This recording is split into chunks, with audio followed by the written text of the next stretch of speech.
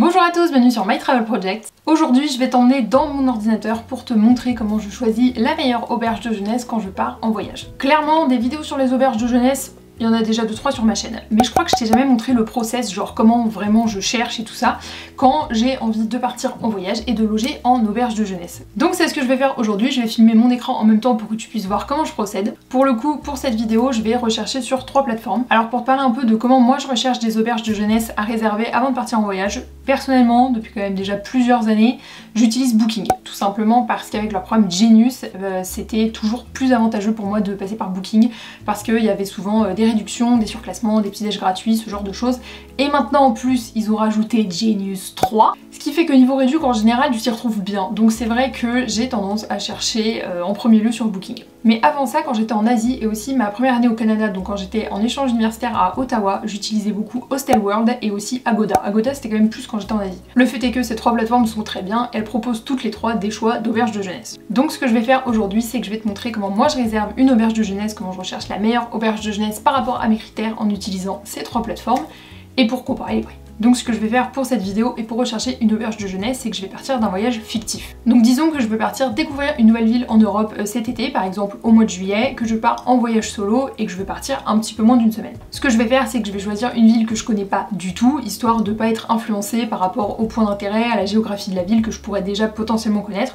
Donc il faut vraiment que je choisisse une ville où j'ai jamais mis les pieds en Europe. Et donc je me suis dit autant choisir une ville en Europe qui est plutôt pas mal touristique et que les gens apprécient visiter apparemment, tout du moins en général, et c'est Budapest. Donc encore une fois, juste pour clarifier, je ne suis jamais allée à Budapest, j'adorerais, mais c'est pas prévu pour le moment. Voilà. Et avant de véritablement commencer à faire mes recherches, je voulais te parler un peu de mes critères pour cette auberge de jeunesse que je vais chercher avec toi pour ce voyage fictif. Idéalement, je recherche une auberge de jeunesse qui est plutôt bien placée. C'est-à-dire que là, vu que je vais chercher une auberge de jeunesse pour Budapest, j'aimerais bien que ça soit plutôt dans le centre ou en tout cas proche de certains points d'intérêt qui ferait que je pourrais facilement me déplacer à pied et que j'aurais pas à devoir à chaque fois prendre les transports. J'aimerais bien trouver une auberge de jeunesse aussi qui est assez animée. Par exemple, l'été dernier, quand j'étais en voyage solo en Slovénie, j'avais trouvé des auberges de jeunesse qui étaient cool, mais qui étaient pas tant animées que ça. Parfois les espaces communs étaient pas franchement des espaces communs, ils étaient carrément inexistants, ou sinon ils étaient vraiment réduits. Donc je veux vraiment essayer de rechercher ça et trouver une auberge de jeunesse qui a un espace commun, on va dire un peu développé, ou qui aurait un bar, ce genre de choses, ou qui par exemple propose des activités, ce qui ferait que je pourrais rencontrer du monde.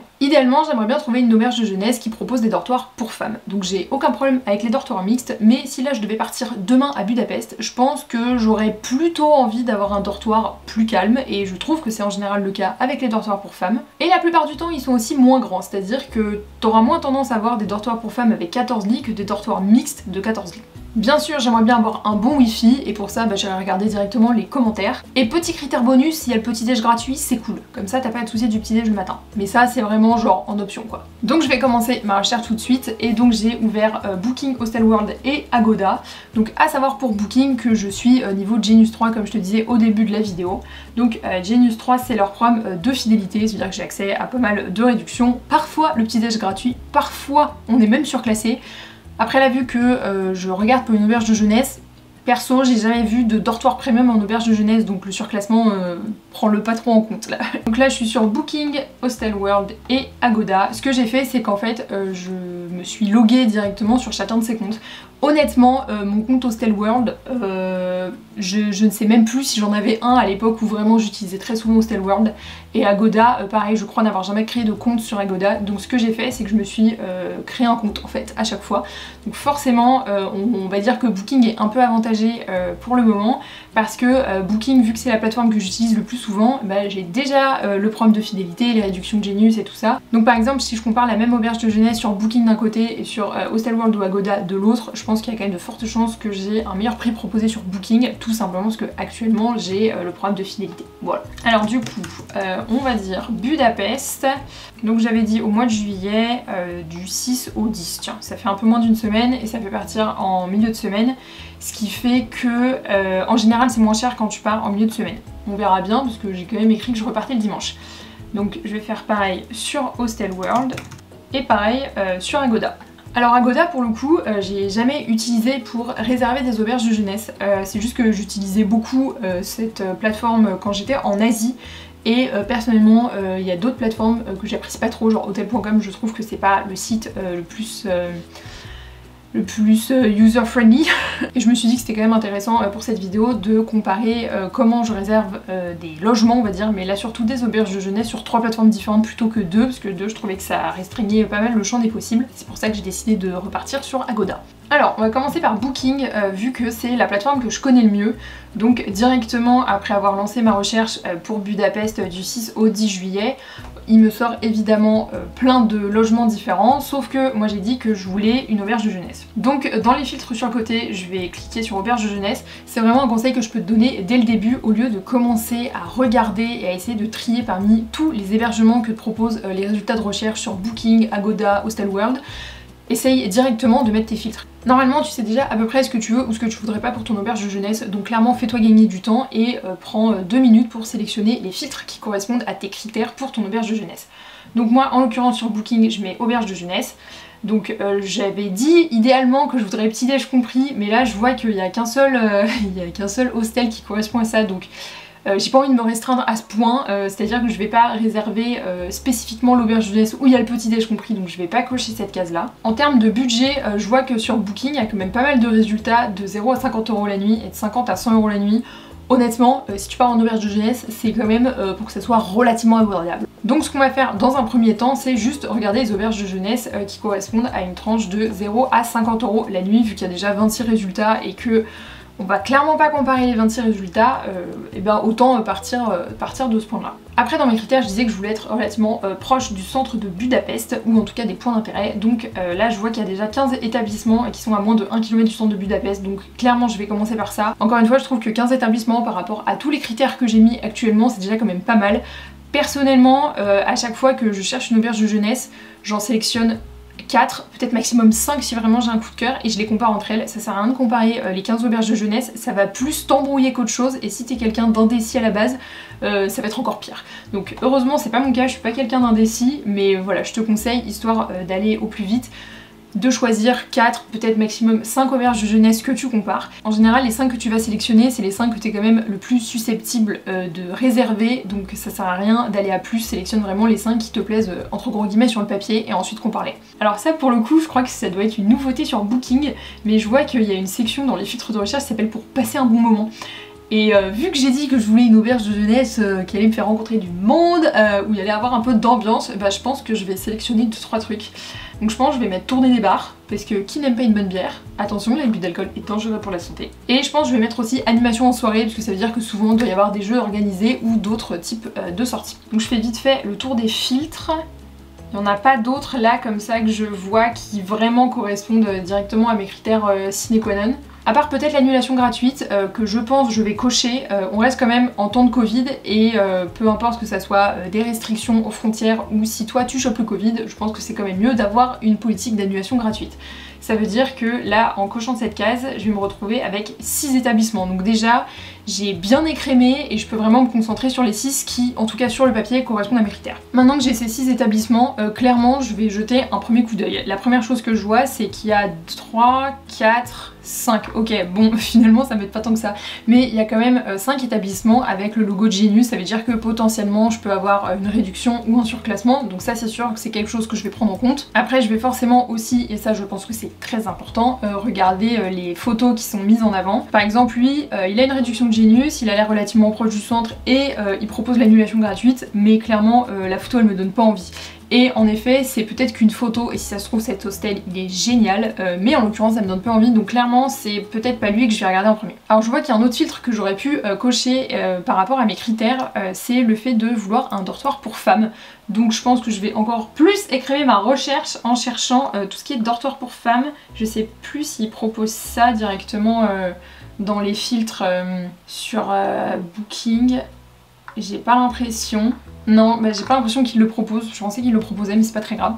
Ce que je vais faire c'est que du coup je vais déjà écrémer et en ouvrir genre 3 qui sur le papier avec la réduction de Genius, la proximité avec le centre et juste les photos et évidemment parce que c'est très important les notes ici là sur le côté, je vais en ouvrir 3. Comme ça déjà je vais regarder ces 3 là et si dans les 3 il y en a un vraiment c'est mort ciao, j'enlèverai et j'en reprendrai un autre dans la liste. Donc clairement je pense que je vais ouvrir le premier parce qu'il me tente bien. Je vois qu'il est à 250 mètres du centre, donc en gros il est dans le centre de Budapest. La note est clairement bien. Plus avec la réduction de Genius, je vois que j'ai quand même une bonne réduction, donc ça c'est cool. Annulation gratuite, bon par contre là il est un peu en train de me foutre la pression parce qu'il me dit plus qu'un lit à ce prix sur notre site. Ça, c'est moins ouf. Alors le Maverick City Lodge, il a l'air plus cher mais il est relativement proche du centre. Et il me propose quand même aussi une réduction, donc j'ai quand même envie de voir ce que ça donne. J'hésite un peu pour le dernier que je vais ouvrir. Et je pense que je vais ouvrir le Wombat City Hostel comme dernier choix, en tout cas pour ces 3 premiers choix. En fait, ils se valent tous littéralement parce que j'ai bien filtré au début. Mais ce qui me donne envie de regarder celui-là plutôt qu'un autre d'abord, c'est qu'il y a écrit établissement voyage durable. Alors ça se trouve c'est du gros greenwashing vie, mais j'ai quand même envie de voir ce que ça donne. Donc je vais regarder ça, et encore une fois, si ça m'a l'air d'être du gros greenwashing, eh bien je supprimerai cet hostel de ma liste et juste je passerai à un autre. Ça c'est vraiment le premier truc que je regarde sur Booking, à chaque fois sur la fiche d'une auberge de jeunesse ou d'un hôtel ou quoi que ce soit, mais là on parle d'auberge. C'est vraiment les photos et aussi les avis ici sur le côté. Je vois qu'il y a quand même 1000 avis qui ont été donnés, c'est des avis qui sont quand même de pas mal de français, ok, bon, bah d'accord. Les locaux ont l'air vraiment cool, ça a l'air d'être un truc à ressoie de fou, les dortoirs ont l'air grave propres. Ça fait limite un peu hôpital, mais bon, on est là pour dormir et pour visiter Budapest, hein, donc on n'est pas là pour vivre là-bas. Il y a l'air d'avoir quand même des espaces communs cool, et j'ai dit que dans mes critères c'est quand même ce que je voulais, donc là forcément c'est sûr que là dit comme ça me tente. Après, ils sont quand même pas fait chier pour l'ameublement, hein, j'ai envie de dire, c'est que du Ikea, mais vas-y c'est pas grave, l'important c'est que ça soit propre et que ça corresponde à mes critères. Donc lui il me tend très bien, je vois que j'ai 20% de réduction, et ça c'est cool.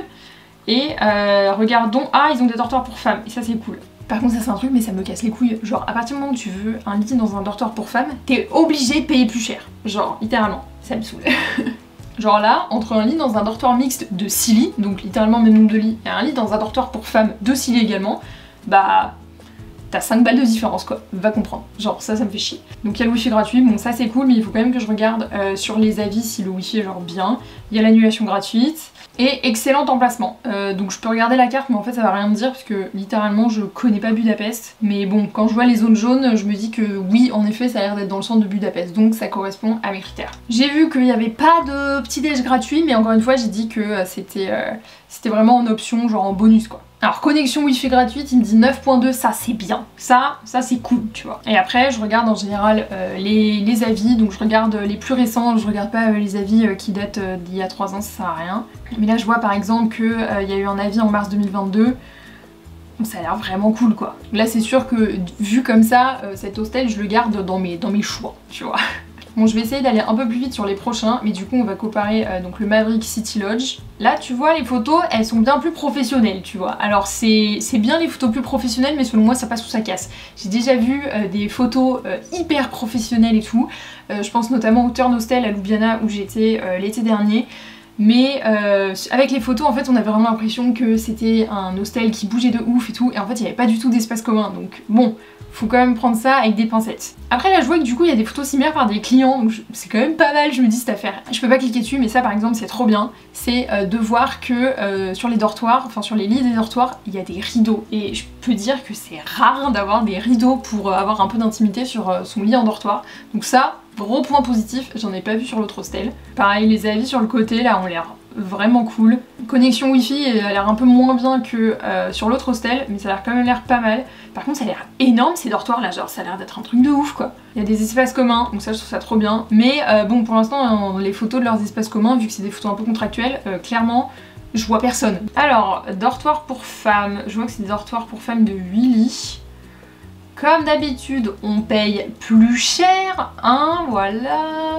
Donc je vois qu'il y a des lits en dortoir pour femmes, donc soit avec salle de bain commune, soit avec, je suppose, salle de bain privée.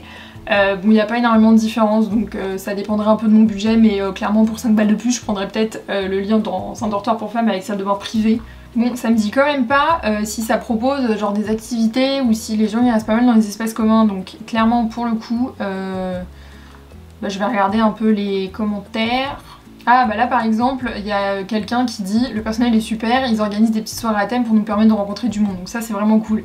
C'est pour ça que c'est hyper important de regarder les avis, parce qu'on a souvent beaucoup plus de détails sur ce qui est proposé, sur ce qui est bien et sur ce qui est pas bien dans une auberge. Donc je te conseille vraiment, en fonction des critères, de regarder ce qui est dit dans les commentaires. Tu vois par exemple la température de l'eau de la douche, bah ça tu peux pas le savoir en lisant juste la fiche, il faut que tu regardes les commentaires quoi.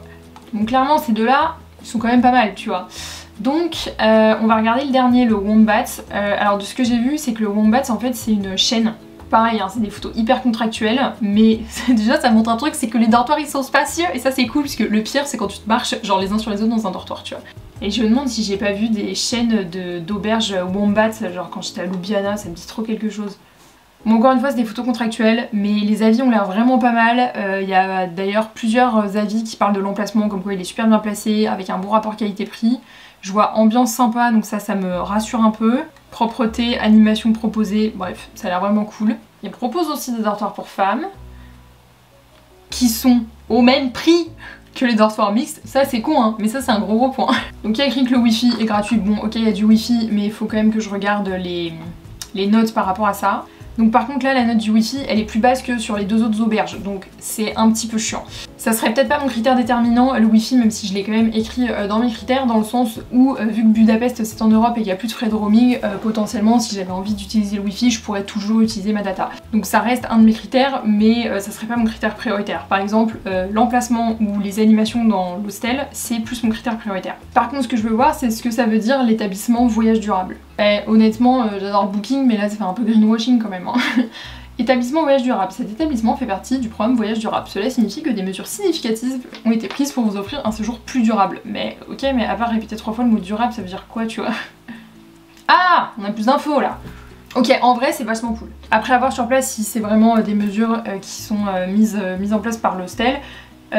Mais si vraiment l'auberge de jeunesse elle fait en sorte de pas utiliser de paille en plastique, de gobelets en plastique, de pas proposer des miniatures de tous les côtés, de shampoing d'après shampoing, de proposer des vélos à la location, ce genre de choses, je trouve ça vraiment cool. Honnêtement les trois là ils se valent, mais j'avoue que là dit comme ça, même s'il y a ce côté voyage durable et tout, celui-ci c'est pas mon premier choix. Honnêtement j'hésiterais bien entre les deux.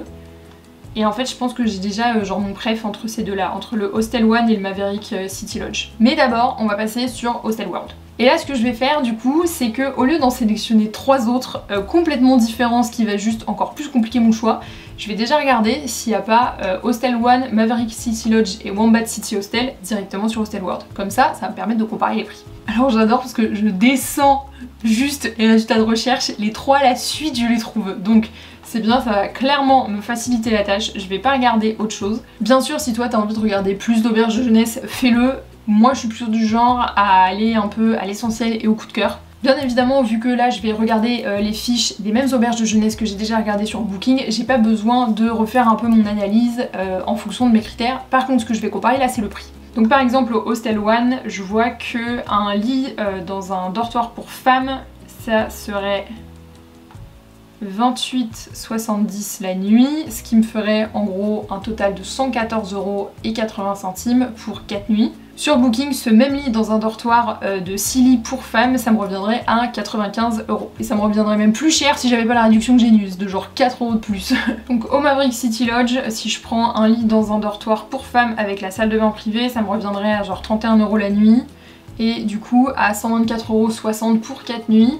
Et donc là, le même lit dans le dortoir pour femmes de 8 lits avec ce que je suppose être du coup la salle de bain privée, ça me reviendrait à 115 € pour les 4 nuits. Donc ça me reviendrait genre 10 € moins cher. Par contre, sans la réduction de Genius, ça serait quand même plus cher sur Booking. Donc ça c'est bon à savoir, si t'as pas encore les réductions de Genius, ça veut dire qu'Hostel World est peut-être dans ton cas plus intéressant. Et pareil pour le Wombat City Hostel, alors là c'est marrant, je vois qu'il y a une réduction, je sais pas pourquoi, mais il y a une réduction. Donc si je prends un lit dans un dortoir de 6 lits réservé aux femmes, ça me reviendrait à 118,16 € pour les 4 nuits. Et sur Booking, ça me reviendrait à 109 €. Donc pour le coup, c'est quand même relativement similaire. Bien sûr, quand tu compares les prix comme ça entre Booking, Hostel World ou Agoda, n'hésite pas aussi à regarder si c'est bien les mêmes conditions d'annulation. Par exemple, là le prix que j'ai regardé c'est avec annulation gratuite. Si tu voulais trouver encore moins cher, il faudrait alors prendre sans annulation gratuite. Donc bien sûr, n'hésite pas à regarder ça, les conditions de réservation, parce que parfois ça peut vraiment faire bouger le prix pour la même auberge de jeunesse. Bon, encore une fois, je trouve que ces 3 auberges de jeunesse se valent quand même pas mal. Encore une fois, j'ai un peu ma préférée dans les 3, mais je te le dis pas encore. Donc ma comparaison est finie sur Hostel World. Le seul truc que je voudrais regarder avant de passer à Agoda, c'est juste les filtres quand je commence ma recherche d'auberge de jeunesse. Parce que là en fait je suis allée directement sur les fiches des 3 auberges de jeunesse que j'avais déjà trouvées sur Booking, mais si je partais d'abord d'Hostel World et que j'avais aucune idée de où je voulais loger, il faudrait quand même que je fasse un peu de tri quoi, tu vois, avant de commencer à sélectionner mes auberges de jeunesse. Donc je voulais quand même regarder les filtres qu'il y avait parce que ça fait très longtemps que j'ai pas réservé sur Hostel World, même si je compare parfois les prix, j'utilise rarement les filtres parce que bah, j'ai souvent déjà en tête l'auberge dans laquelle je veux aller. Donc je vais mettre de 0 à 50 € la nuit comme j'ai fait sur Booking. Alors par contre je trouve que leur système de filtre il est moins intuitif que sur Booking où t'as vraiment tous les filtres qui sont inscrits d'un coup sur le côté gauche. Pareil pour la note, j'ai pas trop sélectionné sur Booking donc je vais pas faire ça. Par contre je vois que tu peux sélectionner le type de chambre, le type de dortoir que tu recherches. Et ça c'est pas mal parce qu'il n'y avait pas ce filtre là sur Booking. Donc là par exemple j'aurais pu sélectionner directement dortoir réservé aux femmes. En type d'établissement j'aurais pu mettre directement auberge de jeunesse comme je l'ai fait sur Booking. Et pareil dans les facilities en fait, j'aurais pu sélectionner donc par exemple wifi gratuit, accès gratuit internet. J'aurais pu cocher bar aussi si j'avais voulu, ou encore le petit déj gratuit comme j'ai dit que c'était un peu mon option bonus. Je vois qu'il y a plus de filtres que ça d'ailleurs, donc par contre ça c'est cool, il y a vraiment beaucoup de choses. Donc là moi qui cherche par exemple une auberge de jeunesse où je vais pouvoir rencontrer du monde, où il y a un peu d'animation, j'aurais pu cocher salle commune, j'aurais pu cocher discothèque, même si je ne suis pas allée en boîte depuis des lustres. Il y a quand même pas mal de choses. Ça pour le coup, leur onglet facilité, je trouve ça vraiment cool. Donc ça pour le coup je trouve ça vraiment cool, leur onglet facilité. Et ensuite l'onglet endroit populaire à Budapest, je pense que, ouais il y en a 3, je pense que c'est pour sélectionner ta localisation. Donc pour sélectionner les auberges de jeunesse qui seront proches des points d'intérêt qui justement toi t'intéressent. Donc ça je trouve ça pas mal. Je dirais que de manière générale je préfère le système de filtrage et de tri sur Booking, mais je pense que c'est aussi parce que j'y suis davantage habituée. Par contre l'onglet facilité, ça c'est vraiment pas mal. Et donc sur Agoda je vais faire la même chose. Alors ce que je vois c'est que Agoda littéralement c'est le même système de filtre en fait sur le côté que Booking, donc ça c'est pas mal. En fait je crois que Booking et Agoda c'est pas genre des sociétés sœurs ou quelque chose comme ça, je crois qu'il y avait un truc comme ça. Alors par contre un truc qui me dérange un peu sur Agoda c'est que j'ai l'impression qu'il y a trop d'infos, je crois que c'est parce qu'il y a trop de couleurs d'un coup. Genre là par exemple je descends les résultats de recherche, je sais pas pourquoi mais en plein milieu je me retrouve avec ça. Donc même si je comprends l'intérêt en fait je trouve que ça me donne trop d'informations d'un coup donc je trouve ça un peu chiant. Après c'est juste mes préférences personnelles. Donc je vois qu'il y a bien le Maverick City Lodge aussi sur Agoda, il y a le Wombat City Hostel, par contre j'ai pas vu le Hostel One, ah si il est là. Pareil, hein, il y a énormément d'auberges de jeunesse, moi qui n'avais jamais cherché une auberge de jeunesse sur Agoda, il y a de quoi faire. Donc pareil j'ai sélectionné les 3 mêmes fiches parce que j'ai déjà un peu restreint mes choix à mon top 3. Et je vais bien sûr comparer les prix. Donc pour le Maverick City Lodge, le lit dans un dortoir pour femmes de 8 personnes c'est 24 € la nuit. Au Wombat City Hostel ça serait 28 € la nuit. Et pour le Hostel One ça serait 25 € la nuit. Et alors là je viens de voir un truc. Je pense que c'est vraiment des sociétés sœurs donc en fait ça servait peut-être à rien que je cherche sur Agoda. Mais en fait là je vois que potentiellement je peux utiliser ma promotion Genius de Booking. Mais par contre je suis choquée. Mais du coup, quel est l'intérêt d'avoir un autre site comme Agoda si t'as déjà Booking, tu vois? On a vu les prix, un truc que j'aime bien, et je sais encore une fois c'est qu'en termes visuels, mais je trouve que c'est vachement important quand tu cherches une auberge de jeunesse, enfin un logement, quand tu pars en voyage, c'est les points forts. Là, c'est bête hein, mais moi je suis quelqu'un d'hyper visuel, et le fait qu'on me mette 3 pictos comme ça me met en joie, tu vois. Je trouve ça pas mal aussi d'avoir quelques informations en plus sur la localisation. Là par exemple, bon, on me dit que c'est un emplacement exceptionnel. J'avoue que ça, j'avais déjà vu sur Booking, quartier en vogue. Comment, quoi, où, je ne sais pas, apparemment c'est un quartier en vogue, et exceptionnel pour se déplacer à pied. Ça c'était quand même un de mes critères, donc même si je m'en doutais vu que j'avais déjà vu cette localisation sur l'affiche de l'hostel sur Booking, je trouve ça cool d'avoir en plus ce petit détail là. Ça m'a l'air pas mal tout ça, j'ai un peu moins comparé sur Agoda, tout simplement parce qu'en fait ça ressemble en tout et pour tout pour Booking, donc voilà, je comprends pas l'intérêt d'avoir 2 sites différents si c'est exactement la même chose et que tu peux utiliser ta réduction Genius dessus. Honnêtement les 3 auberges de jeunesse que j'ai trouvées ont l'air vraiment bien et ça correspond vraiment à mes critères. Honnêtement les 2 sur lesquels j'hésite c'est Hostel One et Maverick City Lodge. Comme je le disais, Wombat City Hostel il a l'air pas mal mais moi je fonctionne vachement à l'instinct, il m'a pas donné cette vibe de ouf tu vois. Pourtant il avait quand même 2 points positifs, le côté établissement voyage durable, à voir bien sûr comment c'est mis en place une fois sur place parce que bon tu peux très bien écrire ça sur ta fiche d'auberge de jeunesse sur Booking et en fait rien faire hein. Mais sur le principe je trouve que c'est quand même une bonne initiative. Et le deuxième truc qui m'a quand même pas mal plu c'est le fait que pour un dortoir pour femmes tu payes le même prix que pour un dortoir mixte. Donc ça c'était quand même 2 points positifs, mais à côté de ça ouais il m'a pas il m'a pas tapé dans l'œil, tu vois. Alors que le Maverick City Lodge, il m'a bien tapé dans l'œil. Honnêtement, inconsciemment, je pense que ça doit être aussi un peu à cause des photos. Après, il y a quand même un point, peut-être que c'est ça qui m'a convaincu, j'en sais rien, c'est peut-être débile si ça m'a convaincu, mais alors le fait qu'il y ait des rideaux dans les dortoirs, ça, je peux dire qu'on n'en voit pas souvent, mais c'est un plus de ouf, je trouve, d'avoir vraiment ton intimité au point d'avoir ton rideau, c'est quand même trop bien quoi. Moi tu peux dormir genre tranquille et puis tu vas pas être gêné par la lumière des autres quand ils vont rentrer dans le dortoir, ça c'est le feu. Alors par contre pour le coup, le Maverick City Lodge, pour 4 nuits, il est quand même 20 balles plus cher que le Hostel One. Donc si j'étais vraiment sur un petit budget, j'irais plutôt sur le Hostel One parce qu'il m'a quand même aussi beaucoup plu. Mais si j'avais on va dire un peu plus de marge de manœuvre et que je pouvais me permettre de payer 20 € en plus pour les 4 nuits, honnêtement je paierais 20 € en plus pour les 4 nuits et je resterais au Maverick City Lodge. Donc voilà, c'est tout pour ma vidéo où je te montre comment je choisis mes auberges de jeunesse en comparant sur différentes plateformes. Donc j'espère que ça t'aura plu, que ça aura pu t'informer sur mon process pour choisir une auberge de jeunesse et ce qui est important pour moi quand je cherche un hébergement quand je pars en voyage. Bien sûr, n'hésite pas à me dire quelle est toi la plateforme que tu utilises le plus pour réserver une auberge de jeunesse. N'hésite pas aussi à me dire si t'es allé à Budapest et si t'es déjà allé dans une des auberges que j'ai comparées aujourd'hui, ça serait vachement marrant. Bien sûr, si t'as d'autres questions sur la manière dont je choisis mes auberges de jeunesse, comment je réserve, ou juste si t'as une question sur le fait de dormir en auberge de jeunesse en général quand tu pars en voyage, n'hésite pas à me dire tout ça dans les commentaires et je te répondrai. Bien sûr, tu peux aussi aller voir toutes mes autres vidéos sur les auberges de jeunesse, notamment une série de 3 vidéos avec tous mes conseils et les conseils de ma pote Lauriane si tu t'apprêtes à partir en auberge de jeunesse pour la première fois. En tout cas, j'espère que ça t'aura plu et nous on se retrouve bientôt dans une prochaine vidéo. Ciao!